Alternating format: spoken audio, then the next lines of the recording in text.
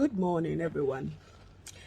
When you sleep and you dream, don't joke with a dream. Oni pebi awoda na osundaya. Don't joke with a dream, because Bible says that when we sleep, we are like the dead. But our spirits, they could go out and linger around and experience stuffs in the realms of the spirit, in the spiritual world. So dreams are like windows or a door that give you access into things that are happening spiritually. And that is my understanding of dreams. And so when you dream and you wake up and you're able to remember the things your spirit has experienced, don't joke with them.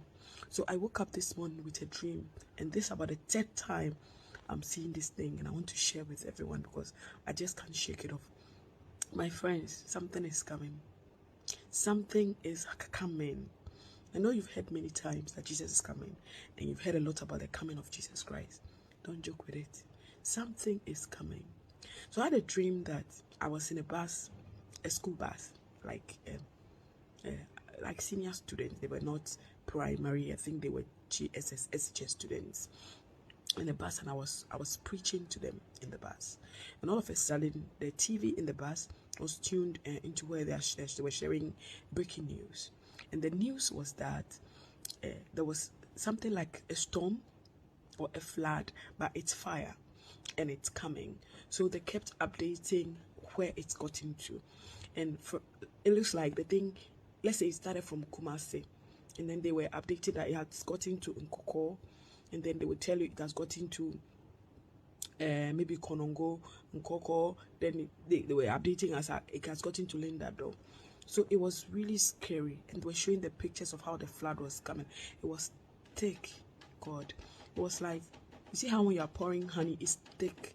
Yes, something thick like that, but it's fire. It's fire. And everything, everywhere it goes to, nothing remains in the air. Buildings, trees, everything melts inside.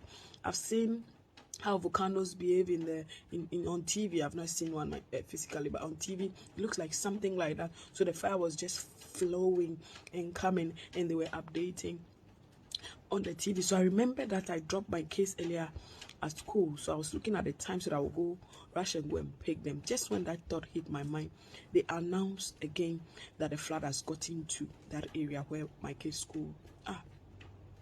So it means that literally they are gone. People were crying. People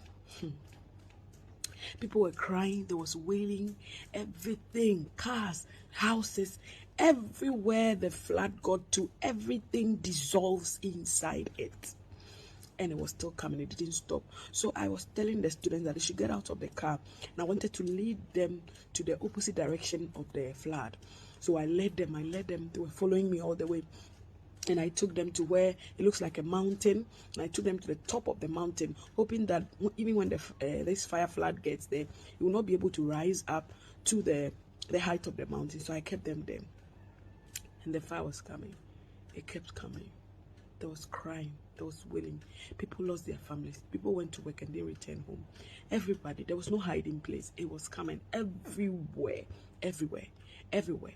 So to shorten what I saw, all of a sudden I saw the fire got to the mountain where we were. And so it was climbing up, gradually climbing up. And I realized that there was no way it wouldn't come to where we were, on top of the mountain. So I started telling the students to give their lives to Christ. I was shouting, give your lives to Christ. There is no hiding place. Give your life to Christ. You cannot escape this. Give your lives to Christ. Accept Jesus now. It was like I was saying it in tears. I was saying it with amazed crying. And I was telling them to give their lives to Christ. And they all knelt down. I prayed with them. And myself, I knelt down. After we prayed, I saw that where we were standing opposite ahead of us was a very thick forest. It was dark. It was dark like you can't see through. So something told us that I should tell them that we should walk inside. And we walked inside. They were afraid because it was dark. You can see that we're entering darkness, but the fire was coming.